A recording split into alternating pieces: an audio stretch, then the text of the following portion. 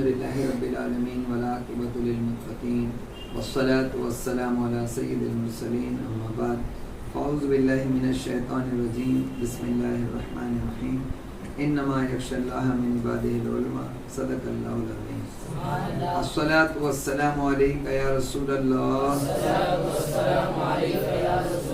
الصلاة والسلام علیک یا حبیب اللہ الصلاة والسلام علیک یا نبی اللہ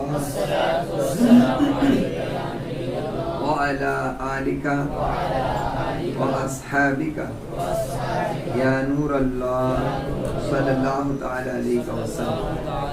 الحمدللہ کل ہم نے زکوٰۃ وصول کرنے والا اور اسباب استحقاق اور قبضے کے وظائف یہ ٹاپک شروع کیا۔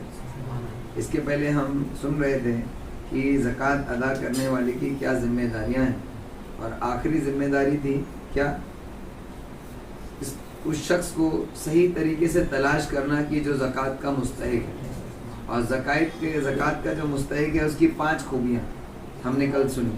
یہ ٹوٹل چیزیں ہم نے کل سنی تھیں۔ انشاءاللہ تبارک تعالیٰ آج ہم فقیر کون ہوتا ہے انشاءاللہ تعالیٰ سنتے ہیں۔ یہ بہت ہی دقیق ہے، اور ہم کو صرف اگر شریعت کے قانون کا اتنا سا اگر ہم دھیان رکھیں کہ جو شخص صاحب نصاب نہیں ہے اور کسی اپنے کام کے لیے پریشان ہے، مجبور ہے، تو ہم اس کی مدد کر سکتے ہیں۔ اب اس میں جو جتنا زیادہ پریشان اور جس کی ضرورت جتنی زیادہ اہم ہو، ایسے شخص کو سلیکٹ کریں۔ اس کے علاوہ اس میں دینداری وغیرہ بھی دیکھیں، علم دیکھیں، تقویٰ پرہیزگاری دیکھیں، یہی صفتیں تھی نا، ہے نا، تقویٰ پرہیزگاری، علم، اور تیسرا کیا تھا، ایمان، اور چوتھا کیا تھا، توحید تیسرا تھا، چوتھا کیا تھا، ہاں شکر ادا کرنے والا، اور پانچویں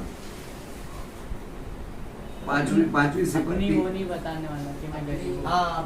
ظاہر، اپنی حاجت کو ظاہر نہ کرنے والا، اور مانگنے کے لیے چمٹ جانے والا نہ ہو۔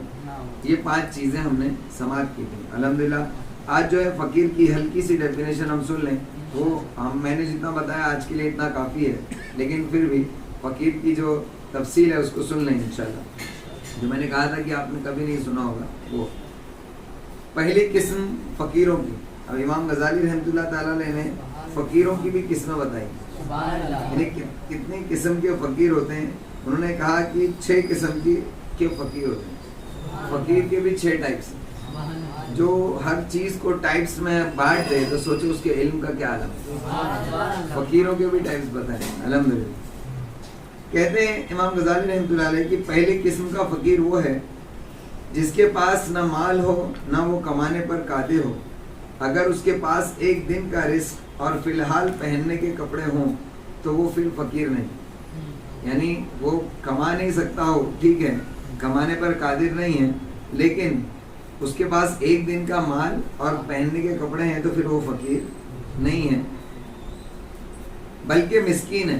اگر اس کے پاس نصف دن کی روزی ہو، آدھے دن کی روزی ہو تو وہ فقیر ہے۔ اگر اس کے پاس قمیص ہو لیکن نہ اس کے پاس رومال ہو، نہ موزہ اور نہ پائجامہ، اور قمیص کی اتنی قیمت نہیں جو فقیر کے حال کے مطابق ان تمام چیزوں کی قیمت بن سکے، تو وہ فقیر ہے۔ تھوڑا سا دقیق ہے نا، تو کمپلیکیٹڈ ہے، اس کو اتنا زیادہ ڈیپ میں سمجھنے کی ضرورت بھی نہیں، کیونکہ آج ہمارے لیے اتنی زیادہ چیز معنی نہیں رکھتی، لیکن جو لکھا ہے تو سن لیں، کیونکہ اس سے بھی ہم کو ایک ذہن ملتا ہے کہ علماء کرام کتنی باریکیوں پر نظر کر کے اور پھر مسئلہ اخذ کرتے ہیں۔ ہم کو لگتا ہے وہ مولانا نے یہ بول دیے، وہ مولانا نے یہ بول دیے۔ جو علماء اور جو فقہا جو گزر چکے، جنہوں نے قرآن اور حدیث کی روشنی میں جو ہم کو مسئلے بتائے، یہ ایسے ہی ہم تک نہیں پہنچے۔ ایک ایک مسئلے پر کئی دنوں تک تحقیق کی گئی، اور ہر زمانے میں الگ الگ ائمہ نے اپنی اپنی تحقیق کے مطابق جو ہے مسئلہ اخذ کیا ہے۔ اس تو باقاعدہ محنتیں ہوئی ہیں، تب کوئی ایک مسئلہ ہمارے سامنے آتا ہے، اور اس کے باوجود ہم اس پر عمل نہیں کرتے۔ ایک عمل کیا ہے، اللہ اور اس کے رسول کا قول، حکم، اس کو من و ان، یعنی جس طریقے سے ہے اس طریقے سے تم تک پہنچانے کے لیے اولیاء کرام نے، فقہاء کرام نے محنت کی ہے، اب وہ ہم تک پہنچ گیا، اس کے بعد ہم عمل نہ کریں تو کتنی بری بات ہے کہ اتنی محنتوں سے دین ہم تک پہنچا اور ہم ہیں کہ اس کی طرف التفات ہی نہیں۔ کہتے ہیں کیونکہ فی الحال اس کے پاس وہ تمام اشیاء نہیں ہے جن کا وہ محتاج ہے اور ان سے عاجز ہے، بس فقیر میں یہ شرط رکھنا کہ اس کے پاس سطر ڈھانپنے کے علاوہ لباس ہو، یہ مناسب نہیں ہے، کیونکہ یہ زیادتی ہے اور عام طور پر ایسا آدمی ملتا ہی نہیں۔ اگر اسے مانگنے کی عادت ہو تو اس سے وہ فقراء کے زمرے سے خارج نہیں ہوگا اور مانگنے کو کسب قرار نہیں دیا جائے گا۔ یعنی بولتے ہیں نا اس کے بعد کام دھندہ کوئی کاروبار نہیں ہے کہ جس سے وہ کما سکے، تو بولے بھیک تو مانگ لیتا ہے نا، یہ بھی تو ایک کام۔ تو امام غزالی کہتے ہیں کہ یہ کام نہیں، اس کو کام نہیں کہا جائے گا، البتہ وہ کمانے پر قادر ہو تو اس سے وہ فقیر نہیں رہے گا، اور اگر کسی آلہ کے ذریعے کمانے پر قادر ہو تب وہ فقیر ہے، اور اس کے لیے اور اگر وہ ایسے کسب پر قادر ہو جو اس کی شان کے موافق نہیں تو بھی وہ فقیر سمجھا جائے گا، اور اگر کوئی شخص عالم ہو اور کسی کام میں مشغول ہونے سے، فقہ حاصل کرنے سے اسے رکاوٹ ہوتی ہو تو وہ بھی فقیر ہے۔ یعنی ایسا ہے کہ اس کے پاس نہیں ہے کھانے پینے کو، لیکن اب وہ کام کر سکتا ہے، لیکن اگر وہ کام کرے گا تو علم دین کا معاملہ اس کا رک جائے گا، تو اس کو بھی فقیر کہا جائے گا اور اس کو بھی ہم زکوٰۃ دے سکتے ہیں۔ نبی کریم صلی اللہ تعالیٰ علیہ وسلم نے فرمایا حلال مال کمانا فرائض کے بعد فرض ہے۔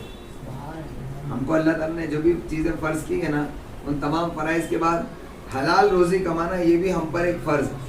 یہ اگر ہم ادا نہیں کرتے تو ہم گنہگار ہیں۔ جیسے 5 ٹائم کی نماز نہیں پڑھنا، روزہ نہیں رکھنا، زکوٰۃ نہیں دینا، حج نہیں کرنا، یہ فرض کو چھوڑنا ہے۔ اسی طریقے سے حلال کمائی کمانے کے لیے کوشش نہ کرنا، یہ بھی فرض کو چھوڑنا۔ پتہ چلا کہ دونوں جو ہے وہ عبادت ہی ہے۔ تو انشاءاللہ تعالیٰ اس کے بعد دوسری اور تیسری اور چھٹی قسم تک ہیں، اس کو ہم چھوڑ دیتے ہیں کیونکہ وہ یعنی آج کے زمانے کے اعتبار سے اس کو بیان کرنے کا مطلب نہیں ہے۔ اب لینے والے کے آداب، ابھی تک دینے والے کے آداب تھے، اب جو شخص زکوٰۃ لیتا ہے نا اس کے کیا کیا آداب ہیں، یعنی اس کو کس چیز کا خیال کرنا چاہیے زکوٰۃ دیتے وقت، سنیں گے نا انشاءاللہ۔ ٹھیک ہے، اب جو کچھ سنا وہ اس کو ریفریش کر کے اب کس چیز کا دھیان رکھیں گے۔ اب ہم کیا سننے والے ہیں؟ امام غزالی رحمۃ اللہ علیہ کہتے ہیں کہ لینے والے کا پہلا ادب یہ ہے کہ اسے یہ بات معلوم ہونی چاہیے کہ اللہ تعالیٰ نے دوسروں پر اس کے لیے زکوٰۃ اس لیے فرض کی ہے تاکہ اس کے تفکرات ختم ہو کر صرف ایک فکر رہ جائے۔ آیا سمجھ؟ یعنی اللہ تبارک تعالیٰ نے دوسروں پر میرے لیے زکوٰۃ دینا فرض اس لیے کیا تاکہ وہ مجھے دیں، تو میں جو اپنی دنیا کی فکروں میں مبتلا ہوں وہ فکر دور ہو جائے اور پھر اس سے ہٹ کر میں اللہ کی فکر میں لگ جاؤں۔ یہ سب سے پہلا ادب ہے۔ یار ہو کیا رہا ہے، زکوٰۃ کھا بھی رہے اور گناہوں میں بھی لگے ہو، یعنی اللہ تعالیٰ کے فرض کو ایک شخص ادا کر رہا ہے، وہ تو فرض ادا کر دے رہا ہے، لیکن اللہ تعالیٰ نے جس وجہ سے تم تک یہ رقم پہنچائی ہے کہ تم اس سے لے کر دنیا کی فکروں سے فارغ ہو جاؤ اور پھر میری عبادت کرو، وہ تو اللہ کی عبادت کر رہا ہے لیکن تم اس کا کھا کے بھی عبادت نہیں کر، سمجھ میں آئے؟ تو پہلا ادب یہ ہے کہ اس کو یہ یاد رکھنا چاہیے کہ یہ اللہ تبارک تعالیٰ نے اس شخص پر میرے لیے دینا اس لیے فرض کیا تاکہ وہ مجھے دے گا تو میری دنیا کی فکر دور ہوگی اور میں پھر ایک ہی فکر باقی رکھوں گا اور وہ آخرت کی فکر ہوگی۔ اس سے ہم کو بھی پتہ چلا زکوٰۃ دینے والا لینے والے کو سائڈ میں رکھ دو، ہم کو بھی ایک ہی فکر کی کوشش کرنا چاہیے۔ ہمارے ذہن میں اگر 50 فکریں ہیں نا، یہ بھی فکر ہے، وہ بھی فکر ہے، وہ فکر ہے، ہر فکر سے جو ہے اپنے آپ کو چھڑانے کی کوشش کریں اور ایک فکر کی طرف توجہ کریں۔ اب آپ کہیں گے اس کا مطلب کیا، پڑھائی کی فکر چھوڑ دوں کیا، کیریئر کی فکر چھوڑ دوں کیا؟ تو پھر کیریئر گائیڈنس کیوں ہے نا، ایک سوال اٹھتا ہے، تو اس کو کلیئر کرنا ضروری ہے۔ یہ اس لیے یہ کیریئر گائیڈنس بھی اسی لیے کیا جا رہا ہے تاکہ آپ دنیا کی فکروں سے آزاد ہو جائیں۔ اگر ابھی سے اس کی پلاننگ کرو گے تو جلد سے جلد دنیا کے معاملات سے فارغ ہو جاؤ، کام دھندے کاروبار پر لگ گئے، ایک آوک آنے لگی، کھانا پینا اور خرچہ پانی چلنے لگا، اب اس کے بعد کوئی فکر نہیں بچی، اب ٹینشن فری ہو کے اللہ تبارک تعالیٰ کا ٹینشن نہیں ہے، اس کے سوا کوئی فکر نہیں رکھیں گے۔ اس لیے ہم کہتے ہیں کہ پہلے اپنے آپ کو حلال کمائی کمانا اور اس کے ذرائع بنانا ضروری ہے. اب دھیان سنو, اگر کوئی شخص اپنے بچپن کو کھیلنے میں کھو دیتا ہے اور جوانی نیند بھر سوتا ہے تو کیا ہوگا؟ وہ بڑھاپا دیکھ کر روئے گا نا. تو جب جیسی جیسی ایج بڑھتی جائے گی اس کی فکریں بڑھتی چلی جائیں گی, اور جب فکر زیادہ ہوگی تو کیا اللہ تعالیٰ کی طرف توجہ لگا پائے گا؟ نہیں. تو اگر اس عمر میں ہم لوگ دھیان سے پڑھائی کرتے ہیں یہ سوچ کر کہ ہم کو جلد سے جلد اچھے سے اچھی پڑھائی کر کے اونچی سے اونچی پوسٹ پر یعنی اچھے کام دھندے پر لگ کر اچھی انکم بنا کر اور پھر سائڈ ہو جانا, اس دنیا کا معاملہ دور کر دینا. اعلیٰ حضرت فرماتے ہیں کانٹا میرے جگر سے غم روزگار کا, روزگار کا بھی غم ہوتا ہے, کمائی کہاں سے آئے گی, کیسے آئے گی, ٹھیک ٹھاک چلے گی کیا نہیں, فکر رہتی نا. تو یہ بھی ایک غم ہے, روزگار کا غم. اعلیٰ حضرت فرماتے ہیں کانٹا میرے جگر سے غم روزگار کا یوں کھینچ لیجئے کہ جگر کو خبر نہ ہو, ہے نا. یہ اعلیٰ حضرت کا کہنا ہے. تو پتہ ہی چلا کہ اللہ اور اس کے رسول کی محبت کے لیے اس دل کو فارغ رکھنے کے لیے فکروں سے فارغ کرنا پڑے گا. تو فکر دور کیسے ہوگی؟ جب ہم یہ اپنا بچپنا اور جوانی جو ہے برباد نہیں کریں. تو اس کو اس نیت سے محنت کرو پڑھائی پر اور اپنے کیریئر پر, تاکہ جلد سے جلد ہم ان تمام فکروں کو سائڈ لائن کر کے اور اللہ کی راہ میں محنت کریں گے اور آخرت میں پراپرٹی بنائیں گے. ٹھیک ہے نا انشاءاللہ. اور جو دنیا میں آپ کے اس وجہ سے جو سائڈ ایفیکٹ اس کا ہوگا, فائدہ ملے گا, وہ تو ملنا ہی, کیونکہ بچپن سے آپ محنت کرو گے, جوانی بھی محنت سے گزارو گے, اچھا کماؤ گے, تو آپ دنیا میں بھی معزز شخص بن پاؤ گے, ہے نا. ایک باعزت سٹیزن بن پاؤ گے, اور آپ کو جگہ جگہ جہاں بھی جاؤ گے عزت سے دیکھا جائے گا. آپ کو فکر بھی نہیں ہوگی آپ ایسے والے بنو گے, ایسے والے نہیں بنو گے, ہے نا. تو اس کے لیے اگر کوئی شخص اس وقت میں پڑھائی پر بھی محنت کرتا ہے کہ میں اس لیے پڑھ رہا ہوں تاکہ میں دنیا میں کچھ کر کے اور اپنی دنیا کی فکر دور کر سکوں, تو اس میں بھی نیکی ہے, پڑھنے میں بھی نیکی ملے. اور کہہ سکتے ہیں آپ کی ہر حرف کے بدلے میں بھی شاید نیکی ملے جو آپ پڑھ رہے ہیں. تو اس کا مطلب آپ کا پڑھنا بیکار نہیں. آپ سوچیں گے, اب کبھی کبھی ایسا ہوتا ہے دین کی پڑھائی ہم جب پڑھتے ہیں تو ہم کو ایسا لگتا ہے ارے یہ اصل تو یہ ہے, دین کی پڑھائی اصل ہے, یہ دنیا کا کیا ہے یہ سب سننا اور کیا سمجھنا اور کیا پڑھنا. تو انسان اس سے نا دل چرانے لگتا ہے. اب یہاں ایک بات آ گئی تو اس کو انشاءاللہ کلیئر کر لیتے ہیں. کام کی چیز ہے, پڑھنے لکھنے والے بچوں کے لیے بڑی کام کی چیز ہے. دنیا بھی آپ کوئی چیز پڑھتے ہیں تو اس میں بھی انٹرسٹ پیدا کرو. سب سے پہلے تو آپ ایسی نیت کر لو گے تو آپ کی دنیا کی پڑھائی جو ہے وہ بھی ثواب بن گئی, نیکی بن گئی, اللہ کے واسطے بن گئی, عبادت بن گئی. نیت کی وجہ سے آپ اس کو عبادت بنا لو. بولو بنا لیا انشاءاللہ, ہے نا. اس کے بعد سیکنڈ تھنگ, آپ جب دنیا کی پڑھائی پڑھتے ہیں, مان لو آپ ہسٹری پڑھ رہے ہیں, یا مان لو جغرافی پڑھ رہے ہیں, یا مان لو سائنس پڑھ رہے ہیں, کون سا سبجیکٹ ایسا ہے جس میں آپ اللہ تعالیٰ کو سائڈ میں رکھ کے اور پھر اس کے بعد پڑھیں گے؟ ہر چیز میں اللہ تبارک تعالیٰ کے جلوے ہیں. جغرافی پڑھو تو اللہ تبارک تعالیٰ کی نشانیاں نظر آتی ہیں, ہسٹری پڑھو تو اللہ تبارک تعالیٰ کی باتیں اور قرآن کی جو ہسٹری ہے وہ سمجھ میں آتی ہے, واقعات وغیرہ سے تم عبرت حاصل کرتے ہو. میتھس پڑھتے ہو, ہے نا, تو بھی سمجھ میں آتا ہے کہ اللہ تبارک تعالیٰ کے یہاں گنتی کیسی ہے. اللہ تعالیٰ نے گنتی سے دور نہیں رکھا, انسان کو گنتی سے دور نہیں رکھا, ہر چیز گنتی ہی میں. اور سب سے پہلی گنتی میرے رب کی ہے کہ وہ ایک ہے, یکتا ہے, اس کے سوا کوئی دوسرا نہیں, ہے نا. پھر تیسرے کا تو سوال ہی نہیں اٹھتا. تو پہلی بھی آ گئی, دوسرا بھی آ گیا, تیسرا بھی آ گیا, ہے نا. پھر اللہ تبارک تعالیٰ کی راہ میں 1 2 تو 10 بنتا ہے نا. اور اللہ تبارک تعالیٰ کے یہاں کوئی کمی نہیں, وہ 1 کا 10, 1 کا 70 اور 1 کا 700 بھی دیتا ہے. ساری میتھمیٹک بھی اس کے اندر آ گئی. اور سائنس جب آپ پڑھیں گے تو پھر تو اللہ کے جلوے ہی جلوے ہیں, ہے نا. تو اس کو بھی اس انٹرسٹ سے پیدا کرو کہ جب پڑھو, کہ جب تم دنیا پڑھو گے نا تو اس میں بھی تم کو اللہ تبارک تعالیٰ کی نشانیاں اور شان نظر آئے, تو وہ چیز بھی تمہارے آٹومیٹک ایمان اور یقین کو مضبوط کرے گی. ٹھیک ہے نا. تو دنیا کی پڑھائی دنیا کے لیے نہیں بلکہ وہ بھی اللہ کے واسطے پڑھو کریں گے نا, تو اب اس میں انشاءاللہ مزہ آئے گا اور اچھا لگے گا. اور جب تم اس میں بھی اللہ تعالیٰ کی وحدانیت اور اللہ تعالیٰ کی تعریفیں جب ڈھونڈو گے نا, ہسٹری جغرافی اور اکنامکس وغیرہ میں جب تم اللہ تبارک تعالیٰ کی تعریفیں ڈھونڈو گے نا تو وہ اکنامکس اور ہسٹری جغرافی پڑھنا بھی تمہارا ثواب نہیں ہے. اور پھر ایک سب سے اچھی بات کہ جب آپ اس اینگل سے جب پڑھو گے نا وہ کبھی بھولو گے بھی نہیں. بہت سارے پڑھنے والوں کو ایک شکایت رہتی ہے کہ پڑھتا ہوں لیکن میں بھول جاتا ہوں. آپ اس انداز میں پڑھو, پھر دیکھو آپ فرسٹ نہیں آئے تو آپ بولو گے تو آپ آئے تھے کیا, آپ بولو گے تو آپ آئے تھے کیا, اس ٹائم مجھ کو یہ سمجھ نہیں ہے نا. اگر اس انداز میں کوئی پڑھے نا تو آ سکتا ہے, ٹاپ کر سکتا ہے. مجھے آج کانفیڈینس ہے, اگر آج میں پڑھوں تو میں مہاراشٹر میں ٹاپ کر سکتا ہوں, ایسا لگتا ہے مجھے, باقی پتہ نہیں. بہرحال تو یہ کاروبار کرنے والا جو شخص ہے اس کے تعلق سے نہیں, زکوٰۃ لینے والا جو شخص ہے اسے یہ بات معلوم ہونی چاہیے کہ اللہ تعالیٰ نے دوسروں پر اس کو دینا جو فرض کیا ہے وہ اس وجہ سے تاکہ میں دنیا کے فکروں سے فارغ ہو جاؤں اور صرف ایک فکر اپنے رب کی آخرت کی فکر رہے جائے. یہ پہلا ادب ہے لینے والے کا. وہ یہ نہ سوچے کہ ہاں تمہارے پر فرض ہے, تمہارے اوپر دینا ضروری ہے, میری ضرورتیں اللہ تعالیٰ نے تمہارے ذمے کی ہیں تو اس لیے ذمے نہیں کی کہ بھائی تم یعنی اس کا بینیفٹ اٹھاؤ. اس کا بینیفٹ اٹھا کے تم پر بھی پھر اللہ تعالیٰ کا ایک حق بنتا ہے, ٹھیک ہے نا. اور وہ اللہ تعالیٰ اور آخرت کی فکر ہے جس میں اسے مشغول ہونا چاہیے.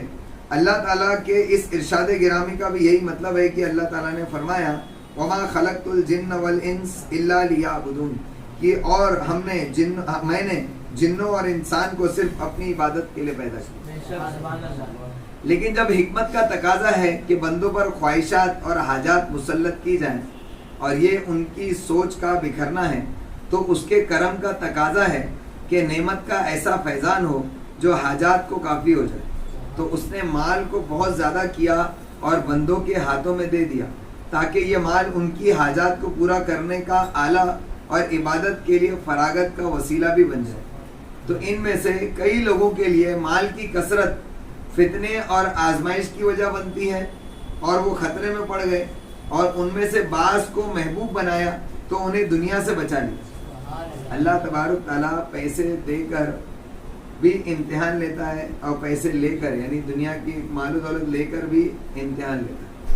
جس کو دیتا ہے تو یہ امتحان لیتا ہے کہ وہ کہاں خرچ کرتا ہے نا, اور جس سے لے لیتا ہے تو وہ اس سے یہ امتحان لیتا ہے کہ دیکھو اب یہ کہاں ہاتھ پیر مارتا ہے, حلال طریقے سے ہاتھ پیر مارتا ہے یا حرام طریقے پر چلا جاتا ہے یا پھر صبر کرتا ہے. تو دے کر بھی اللہ آزماتا ہے اور لے کر بھی آزماتا ہے. تو ہم کو چاہیے کہ اللہ تعالیٰ ہم کو دے یا ہم سے لے لے, ہم کو ہمیشہ اللہ تبارک تعالیٰ کا شکر گزار بندہ بنا رہنا, اور تکلیف ہو تو صبر کرنے والا بندہ بنا رہنا, ٹھیک ہے نا انشاءاللہ. تو یہ اس کی جو ہے پہلا ادب لینے والے کا, ٹھیک ہے, اس کا عقیدہ درست کرنا ہے. دوسرا ادب یہ ہے کہ دینے والے کا شکریہ بھی ادا کرے. یہ تھوڑا سا لمبا ہے اور انشاءاللہ اسی پر آج ختم کریں گے انشاءاللہ, ٹھیک ہے نا. شکر ادا کرنا کس کو کہتے ہیں اور اس کی کیا کیا فضیلت ہے, اس کے تعلق سے کیا کیا احادیث اور کیا کیا قرآن کی آیات ہیں, انشاءاللہ سنیں. دینے والے کا شکریہ ادا کرے, اس کے لیے دعا مانگے اور اس کی تعریف کرے, لیکن اس شکریہ اور دعا کے ذریعے اس کو واسطہ ہونے سے نہ نکالے. سمجھ میں, یعنی اصل معطی یعنی دینے والا اللہ تبارک تعالیٰ ہی کو مانے, بلکہ اسے اللہ تعالیٰ کی نعمت کے اس تک پہنچنے کا وسیلہ اور راستہ سمجھے کہ اللہ تعالیٰ نے اس کے ذریعے دیا, اس کا شکریہ تم پر لازم ہے, اس کی تعریف بھی تم پر لازم ہے, لیکن حقیقی دینے والا ہمارا رب ہے اور راستے کا بھی حق ہے کیونکہ اللہ تعالیٰ نے اسے راستہ اور واسطہ بنایا, اور یہ اللہ کی طرف سے نعمت کے ملنے کے عقیدے کے خلاف نہیں ہے.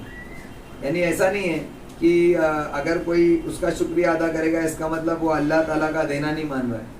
اللہ کا دینا ہی مان رہا ہے وہ, لیکن اس کو کیونکہ وسیلہ ہے اس لیے اس کا شکریہ ادا کر رہا ہے.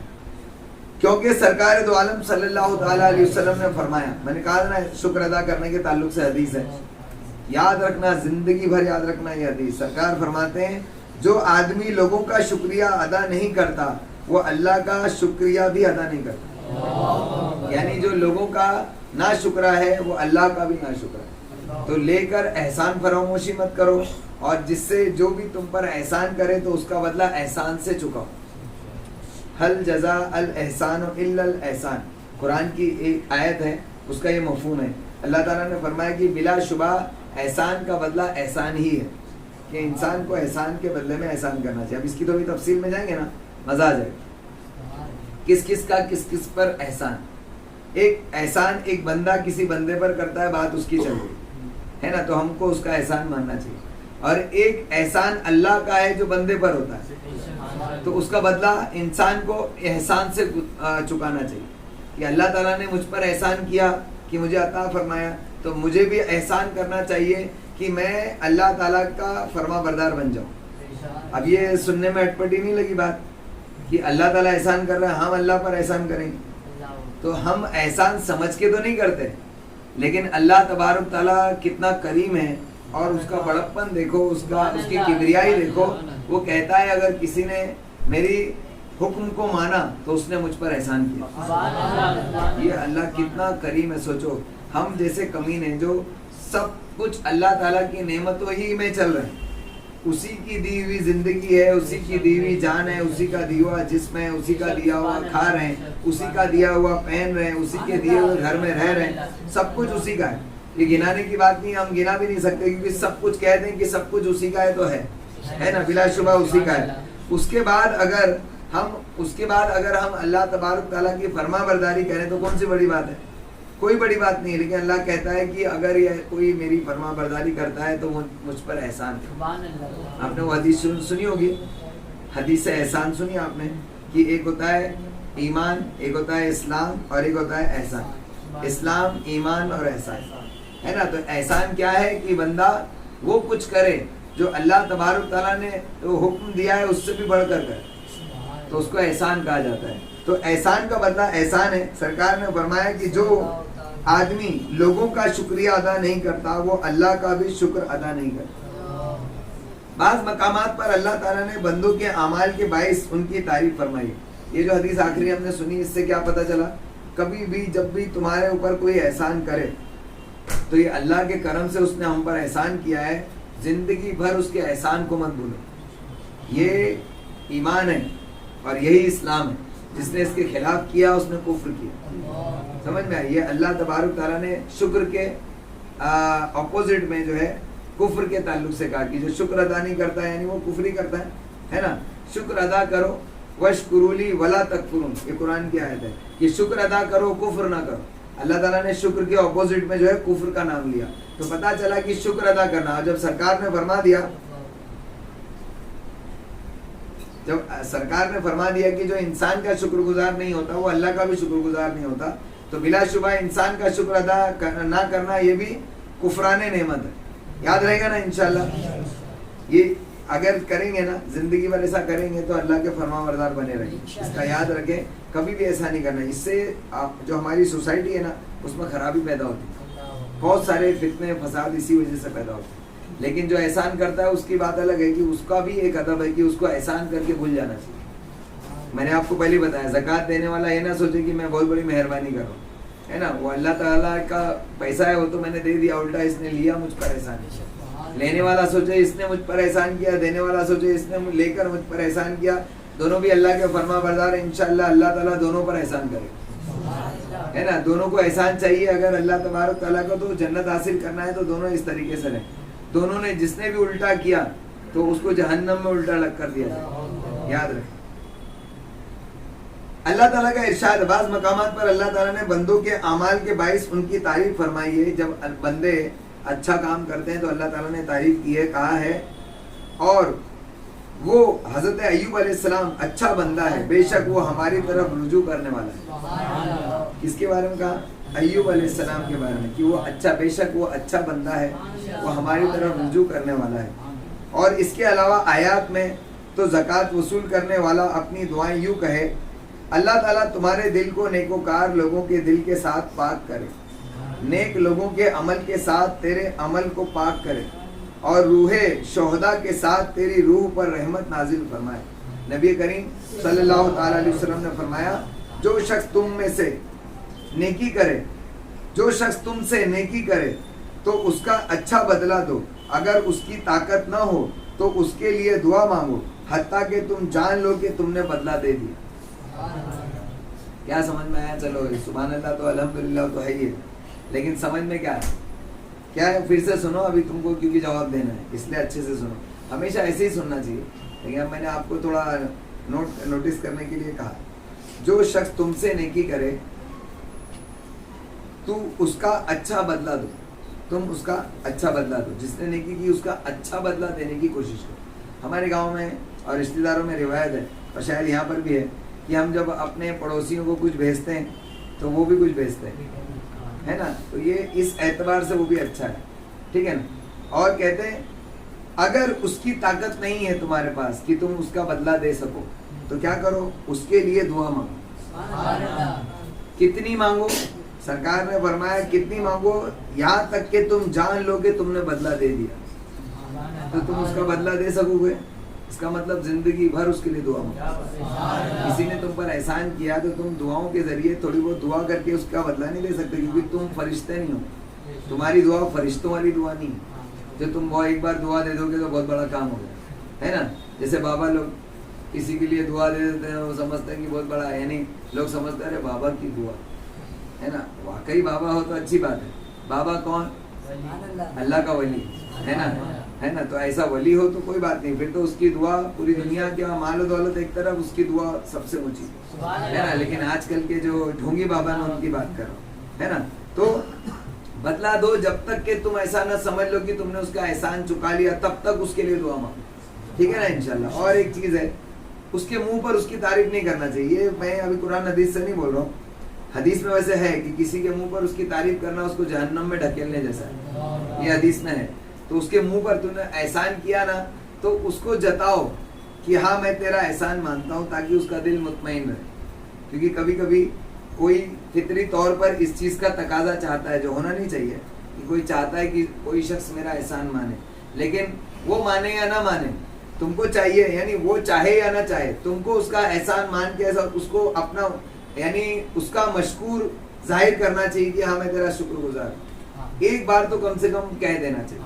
اس کے بعد بھلے سے پھر دوبارہ اس کے منہ پر تعریف مت کرو, لیکن اس کی یہ تعریف سب کو بولتے پھر, اس کے پیچھے سب کو تعریف کرو, لیکن اس کے سامنے پھر دوبارہ مت کرو تعریف. اس کی وجہ سے کیا ہوتا ہے, وہ ہو سکتا ہے تکبر میں مبتلا ہو. تو جو شخص نے تم پر احسان کیا, تم اس کو کسی ایسی برائی میں کیسے پھنسا سکتے ہو کہ جو جہنم میں لے جانے والی ہو.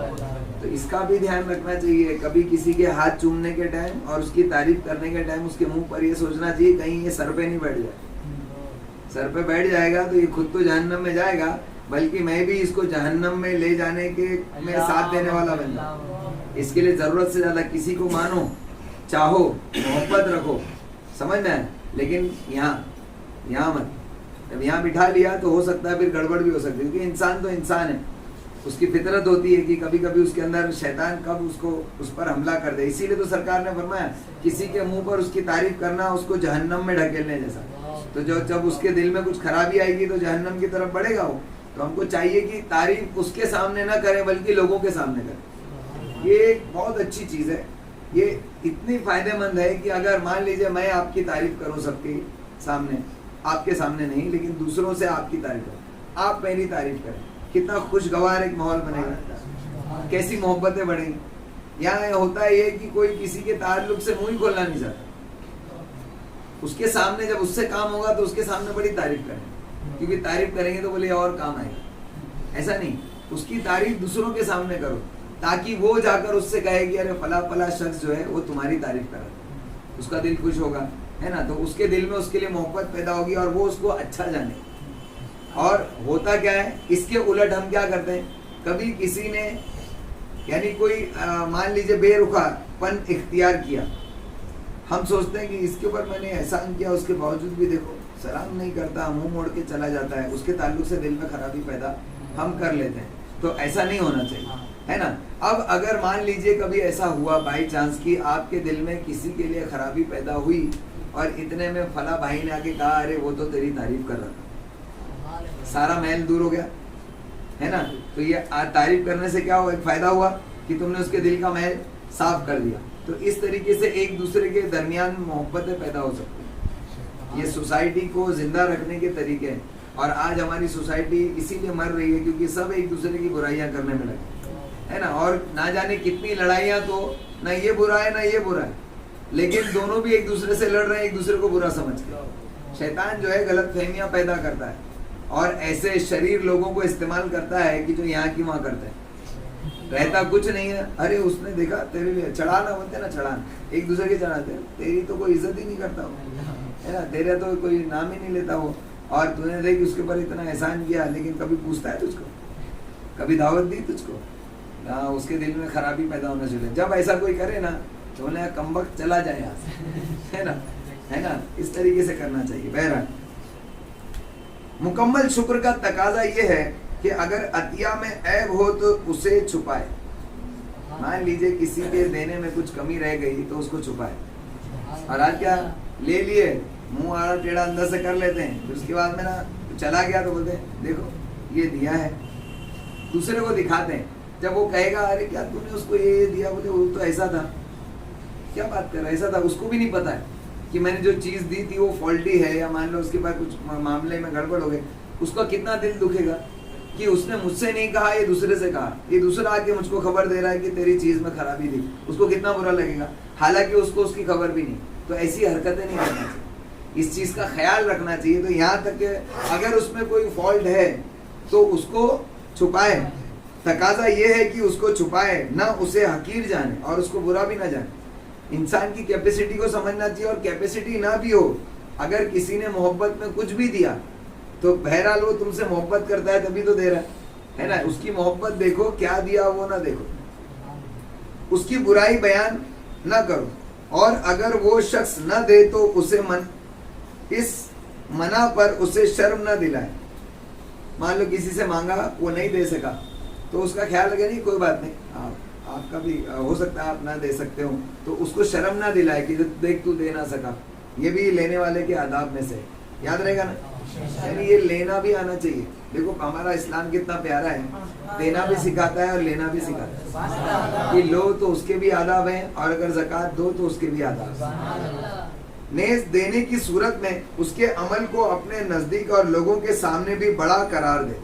دیکھو یہاں آ گئی وہی بات, یہ میں اپنی طرف سے بولا تھا کہ امام غزالی رحمۃ اللہ علیہ نے لکھا ہے اس میں کہ اس کے عمل کو یعنی اپنے طور پر بھی اور لوگوں کو بھی بتائے کہ بڑا عمل ہے, دیکھو اس نے میرا اتنا ساتھ دیا.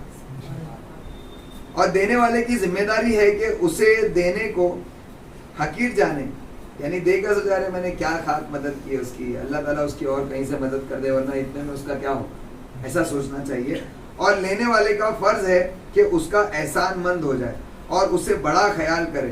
ہر بندے پر لازم ہے کہ اپنے حق پر قائم رہے, یعنی اس کو چاہیے کہ وہ دے کر اپنے آپ کو بڑا نہ سمجھے, اور اس کو چاہیے کہ لے کر اس کا احسان مند رہے. یہ دونوں کا حق ہے, دونوں کو اپنا اپنا حق ادا کرنا چاہیے. اور اس مسئلے میں کوئی تضاد نہیں, کیونکہ چھوٹا اور بڑا ماننے کے اسباب مختلف ہیں.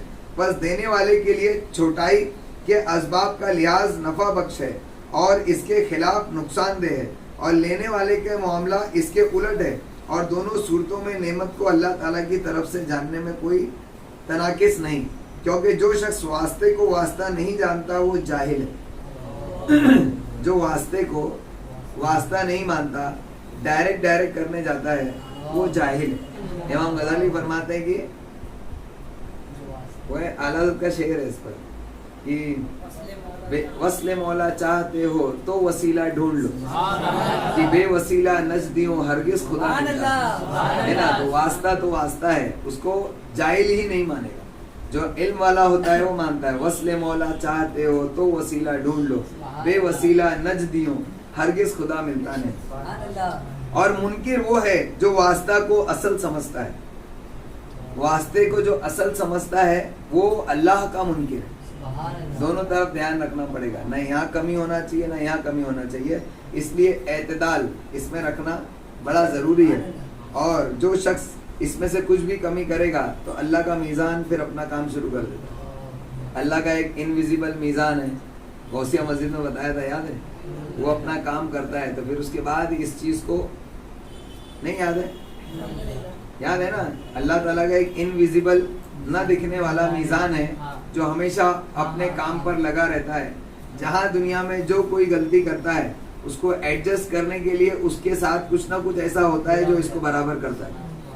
تو جہاں تم گڑبڑ کرو گے تو وہاں پھر اس کو لیول کرنے کے لیے کچھ دوسرا کرنا پڑے گا. تو اللہ تبارک تعالیٰ نے اس دنیا کی سیٹنگ ایسی رکھی ہوئی ہے کہ یہ خود بخود اپنے آپ کو لیول کرتی ہے. جیسے آپ کو اگر کوئی کھروچ لگ گئی, آپ کو کوئی کھروچ لگ گئی, آپ کے اوپر کی کھال نکل گئی, کھروچ لگ گئی, اندر سے خون آتا ہے اور جم جاتا ہے. تھوڑے دن تک وہ اس کے نیچے ایک نئی اسکن پیدا ہوتی ہے, پھر وہ جو خون ہے وہ جھڑ کر گر جاتا ہے نیچے, اسکن ویسی کی ویسی ہو جاتی ہے. یہ اللہ تعالیٰ کا ایک انویزیبل میزان سمجھنا ہے. تو یہ آٹومیٹک ہر چیز کو کور کرتا ہے. اور آپ نے سنا ہوگا ابھی کورونا آیا تھا, اس کا علاج جو ہے لوگوں کے پاس نہیں, لیکن انسان کی امیونٹی اندر ہوتی ہے جو خود اس کورونا کو مارتی ہے. کیونکہ جس کے اندر کوئی بیماری جب ہوتی ہے, اللہ تبارک تعالیٰ نے انسان کے اندر ایک ایسی طاقت پیدا کی جس کو ہم امیونٹی کہتے ہیں, جو انسان کی اس جو خرابی سے, بیماری سے لڑتی ہے اندر, تو وہ اس کو لڑا کر ہرا دیتی ہے, تو بیماری ختم ہو جاتی ہے خود بخود. تو اس کے لیے انسان کی وہ جو طاقت ہوتی ہے, امیونٹی ہوتی ہے, وہ مضبوط ہونا چاہیے. تو کیسی بھی بیماری ہو وہ اس کو مار لے گی اگر امیونٹی کو وہ نہ مارے, سمجھنا ہے. تو یہ اللہ تبارک تعالیٰ کا میزان اندر. تم کچھ گڑبڑ کرو گے تو تمہاری امیونٹی خرچ ہوگی. بہرحال تو جو شخص واسطے کو نہ مانے وہ جاہل ہے, اور جو واسطے ہی کو سب کچھ مانے وہ اللہ کا منکر ہے. ٹھیک ہے. تیسرا ادب یہ ہے, 2 ادب یاد رہیں گے. پہلا ادب کیا تھا؟ پہلا ادب کیا تھا؟ لینے والے کا, کہ احسان ماننا چاہیے نا. یہ تو دوسرا ادب تھا. پہلا ادب کیا تھا؟ آپ تو تھے ہی نہیں, تو پہلا ادب تم کو کیسے یاد ہے؟ پہلا ادب اس یہ بات معلوم ہونا چاہیے کہ اللہ تعالیٰ نے دوسرے پر جو فرض کیا ہے مجھے دینا, یہ کس وجہ سے کیا ہے. کہ آخرت کی فکر کے لیے ہے, صرف مزے کرنے کے لیے نہیں ہے. کہ بھائی وہ تو اللہ تعالیٰ نے اس کو دیا ہے, تو اب میں کام نہیں کر سکتا, کما نہیں سکتا, تو اس کا فرض ہے مجھ کو پالے. اللہ تبارک تعالیٰ نے تم تک یہ اس لیے پہنچایا تاکہ تم کو اگر کوئی دنیا کی فکر ہے جو تم خود دور نہیں کر سکتے, تو اللہ تعالیٰ نے اس کے پیسے سے, اس زکوٰۃ سے تمہاری اس فکر کو دور کیا تاکہ تم صرف آخرت کی فکر کر سکو. یہ پہلا ادب ہے, آخرت کی فکر کے لیے زکوٰۃ لے. یہ ایک سینٹنس میں آپ کہہ سکتے ہیں کہ دنیا کی فکروں کو دور کر کے آخرت کی فکر کرنے کے لیے زکوٰۃ لے. ٹھیک ہے. دوسرا, جس سے زکوٰۃ لے یا جس سے کوئی بھی مدد لے تو اس کا احسان مند ہو. اب تیسرا شروع کر کے چھوڑ دیتے ہیں انشاءاللہ. تیسرا ادب یہ ہے کہ جو چیز لے رہا ہے اسے دیکھے, اگر وہ حلال نہ ہو تو نہ لے. یعنی اس کا حلال ہونا ضروری ہے. اللہ کا ارشاد ہے, اور جو شخص اللہ تعالیٰ سے ڈرتا ہے اللہ تعالیٰ اس کے لیے راستے بنا دیتا ہے. اتنی مضبوط چیز ہے کہ ہم کو سوائے رب کے کسی پر بھروسہ کرنے کی ضرورت نہیں. تمہارا رب ہی تم کو کافی ہے. اللہ تبارک تعالیٰ ہمارے لیے کافی ہے اگر ہم اس پر بھروسہ کر لیں. اور جو شخص اللہ تعالیٰ سے ڈرتا ہے, یعنی اللہ سے ڈرنا پڑے گا. اللہ سے ڈرو اور ہر برائی سے بچنے کی کوشش کرو, حرام سے بچو. اللہ تعالیٰ حلال کو تم تک خود بخود پہنچا دے. جو شخص اللہ تعالیٰ سے ڈرتا ہے اللہ تعالیٰ اس کے لیے راستے بنا دیتا ہے, اور اسے وہاں سے رزق عطا کرتا ہے جہاں اسے گمان بھی نہیں ہوتا. ایسی جگہ سے پورا کرے گا اللہ تعالیٰ کہ جہاں سے اس کو گمان بھی نہیں ہوگا.